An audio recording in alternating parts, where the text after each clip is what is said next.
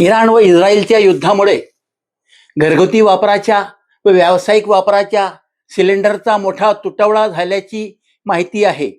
हा तुटवडा नैसर्गिक आहे की कृत्रिम हे अद्याप स्पष्ट होऊ शकले नाही. कारण एजन्सी चालक आणि प्रशासन म्हणते मुबलक साठा उपलब्ध आहे. असे असताना ग्राहकांना सिलेंडरसाठी वणवण का भटकावे लागत आहे? ऑनलाईन बुकिंगची सुविधा असताना देखील काही एजन्सीकडून ऑनलाईन बुकिंग बंद केले जात आहे. याचा अर्थ काय घ्यावा? जर तुम्हाला ऑनलाईन बुकिंग बंद करता येते तर मग ऑनलाईन बुकिंग बंद करण्याचं कारण सुद्धा सांगायला पाहिजे. जामनेर शहरात 50,000 गॅस सिलेंडरचे ग्राहक आहेत. या ग्राहकांची सध्या वणवण सुरू आहे. आधी 21 दिवसानंतर सिलेंडर मिळायचे, आता ते 25 दिवसानंतर मिळतील असे सांगण्यात येते.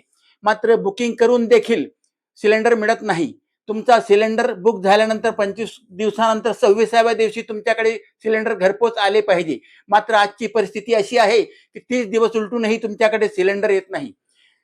या समस्येकडे प्रशासनासह लोकप्रतिनिधी, जनसेवक यांनी लक्ष देणे गरजेचे आहे. नागरिकांची ही फरफट कोणीतरी थांबवली पाहिजे. घरगुती वापराचा गॅस ही एक जीवनावश्यक वस्तू आहे. केंद्र सरकारने यासाठी एस्मा कायदा लागू केला आहे. पुरवठा विभाग यासाठी प्रयत्न करतो असे सांगितले जाते. मात्र नेमके काय होते हे कळत नाही. घरपोच मिळणारा गॅस घरपोच येत नसल्याने ग्राहकांना गॅस एजन्सीचे फिरके मारावे लागत आहेत. असे होणे टाळले पाहिजे.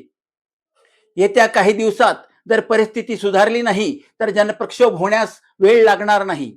प्रशासनाने याकडे लक्ष देऊन नियमित गॅस पुरवठा करणे गरजेचे आहे. एजन्सी चालकांनी देखील कोणतीही सबब न दाखवता ग्राहकांना 25 दिवसानंतर तरी गॅस सिलेंडर उपलब्ध करून दिले पाहिजे अशी मागणी ग्राहकांकडून केली जात आहे.